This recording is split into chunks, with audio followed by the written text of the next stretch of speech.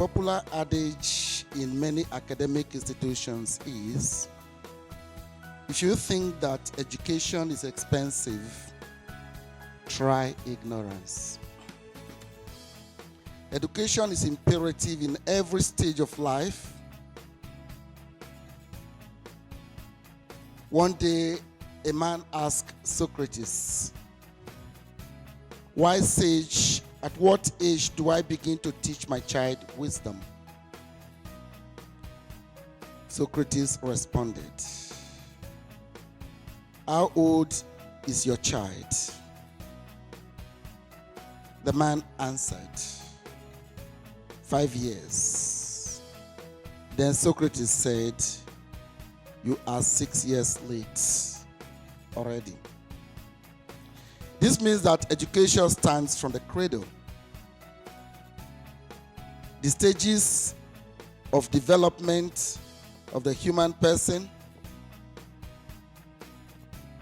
are infancy, early childhood, middle childhood, adolescence, early adulthood, middle adulthood, and old age.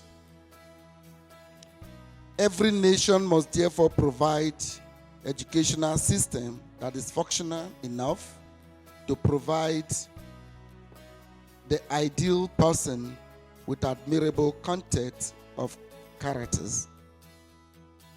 If you train the child well, then you develop the nation. Children learn first from the parents and the surrounding environment. They acquire language through active demonstration and repetition of sounds. The brain of the child gets adjusted to the sounds of the first 6 years with the cognitive capacity. A child easily learns the language of his environment with the attendant culture and tradition. If a child grows with wild animals in the jungle, the child could behave like a savage. The environment matters a lot in education. Hence, the society and the government should provide the enabling environment for the children to grow gracefully. The citizens can aspire for greatness and build hope through self-actualization and learning from those who have become models and sources and greatness in an enabling environment. These wild forms of education at every level should be given serious priority. The orientation of children who live in different societies, conditions, situations, and environment from birth need to be helped to focus on realistic and true values. To avoid the tragedy of street children, education is offered free in many countries. This was the case once upon a time in Nigeria. The government ensured that no child was allowed to remain at the level of ignorance. Every child had a right and opportunity to education which the government could give freely for the sanity and security of the nation. Truth is a prima facie right that no child should be denied of. Education is a means to self-affirmation and self-determination. Truth has the power to transform a mortal person into a spiritual being. According to Winston Churchill, the truth is incontrovertible. Malice may attack it, ignorance may deride it, but in the end, only truth can make us truly human. To produce a healthy society, hope for the future must be assured through a functional system of education. The citizens of any nation deserve an ideal society and environment. It is those who do not have access to credible human formation that resort to the use of force and power instead of creative relationships. Education enables the mama in the human person to be controlled and conquered. The fruits of ignorance are crisis, intrapersonal conflict, interpersonal conflict, intra-community conflict, intercommunity conflict, intra-religious conflict, and inter-religious conflicts. No religion forbids education in arts, science, and technology. Islam is known to have had a great influence on Western civilization. Islamic scientists and scholars contributed immensely to the Renaissance because Islam values child development. The Holy Quran says, "Kill not your children because of poverty." Quran chapter 6 verse 151. One may say further that Islam forbids institution of strict children because a man is like a shepherd of his own family and is responsible for them. Bukhari and Muslim. The first message to the Holy Prophet Muhammad sallallahu alaihi wasallam is Iqra. Read. Al-Alaq, or Quran 96 verse 1 to 5.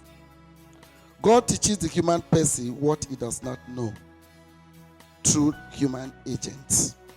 The philosophers talk about infused and acquired knowledge. The parents are the first teachers to awake in the child the potentials for self-awareness. The child takes to the school the foundation that had been laid by the parents. The religious teachers assist the child to grow in vertical relationship with God and horizontal relationship with fellow human beings. In the Bible, the sages counsel, train up a child in the way he should go. Even when he's old, he will not depart from it. Proverbs 22:6. The Bible expressed clearly the role of fathers in parenting. Fathers, do not provoke your children to anger, but bring them up in the discipline and instruction of the Lord. Ephesians 3:12 to 13. Paul was advising the parents not to allow the children to degenerate to the level of animals. Anger is an emotion that can make a person behave like a wild animal. The sages recommend discipline to tame the beast in the child. Do not hold back discipline from the child. Although you strike him with a rod, he will not die. Proverbs 23:13. Every family is happy to see the children grow gracefully in strength and wisdom. St. John expressed this sentiment in his third letter. I have no greater joy than this, to hear of my children walking in the truth. 3 John 1 and verse 4. To create a normal human society, we appeal to government at all levels to promote education that would give the children enough capacity to work for the society. To encourage government to do this is why Nigeria Interreligious Council have been deeply involved in conversation with the ASU so that our children can have good environment to study and graduate as at when due. If the youth are well trained and formed, they will be conscious of human rights. They will resist those who employ them to fight unjustly for the selfish benefit of those who finance and promote violence. They will know that peace is a virtue that is deeply entrenched in Christianity and Islam. For the youth to promote the dignity of life, they need dialogue at all levels and in all ramifications. The youth need intrapersonal dialogue whereby a person encounters himself or herself interiorly. Through interpersonal dialogue, you ask yourself, who am I? Where am I coming from? Where am I going? What does God want me to do in life to be happy? The next level is interpersonal dialogue. Here you ask yourself, what do I owe my neighbor? What must I do to make him happy or to make her happy? At the end, the well-educated person with a reasonable job will promote nation building because he has something to look up to.